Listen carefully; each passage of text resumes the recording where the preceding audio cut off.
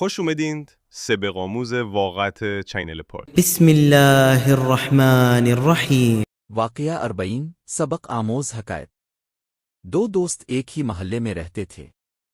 40 کے ایام قریب آئے تو ایک دوست کے دل میں بڑی شدید خواہش پیدا ہوئی کہ وہ بھی مشی کربلا کی طرف پیدل سفر کرے اور زائرین کے قافلے میں شامل ہو۔ اس نے اپنے دوسرے دوست سے کہا، بھائی چلو ہم بھی مشی پر چلتے ہیں، یہ حصے کے عاشقوں کا قافلہ ہے، اس سفر میں برکت ہے، ثواب ہے۔ لیکن دوسرے دوست نے انکار کر دیا اور بیزاری کے انداز میں کہا، ارے یہ کیسا مشکل سفر ہے، 50 ڈگری کی گرمی میں کون چل سکتا ہے؟ جسم پسینے میں ڈوب جائے گا، سانس لینا دشوار ہوگا، میں نہیں جا سکتا۔ مشی کے شوقین دوست نے نرمی سے کہا، دیکھو یہ سفر اتنا کٹھن نہیں جتنا تم سمجھ رہے ہو۔ راستے میں لوگ بہترین خدمت کرتے ہیں، کھانے پینے کی ہر چیز مہیا ہوتی ہے، تمہیں کوئی مشکل نہیں ہوگی، آؤ ہم دونوں مل کر چلتے ہیں۔ یہ سن کر دوسرے دوست کے دل میں تھوڑا میلان پیدا ہوا۔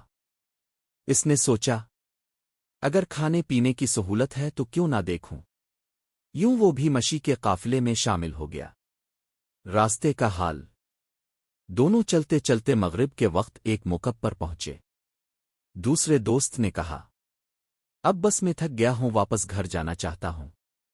پہلے دوست نے مسکرا کر کہا، نہیں یہاں رک جاؤ، یہ رات یہیں بسر کر لیتے ہیں، تم دیکھنا صبح ناشتہ بھی کتنا اچھا ملے گا۔ دونوں دوست موکب میں ٹھہر گئے۔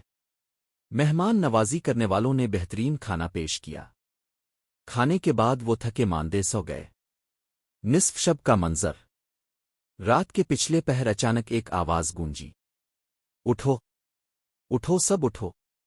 وہ دونوں چونک کر جاگے اور پوچھا، کیا ہوا، کیوں جگا رہے ہو؟ آواز آئی، امام حسیں آ رہے ہیں۔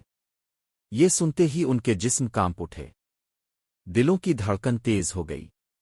وہ حیران و پریشان ہے کر بیٹھ گئے۔ امام حسیں کی تشریف آوری۔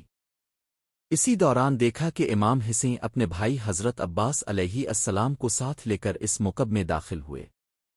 امام ہر سوئے ہوئے زائر کے پاس جاتے، ان کے چہرے پر پڑا کمبل ہلکا سا ہٹاتے، انہیں غور سے دیکھتے اور پھر حضرت عباس سے فرماتے، عباس اس شخص کا نام لکھ دو۔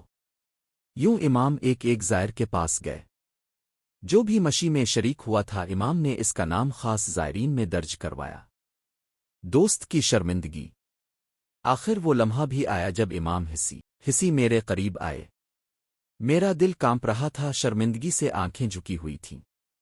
میں سوچ رہا تھا، میں تو محض کھانے اور پینے کی لالچ میں آیا تھا، میں نے خلوص نیت سے یہ سفر نہیں کیا تھا، کیا میرا نام بھی درج ہوگا؟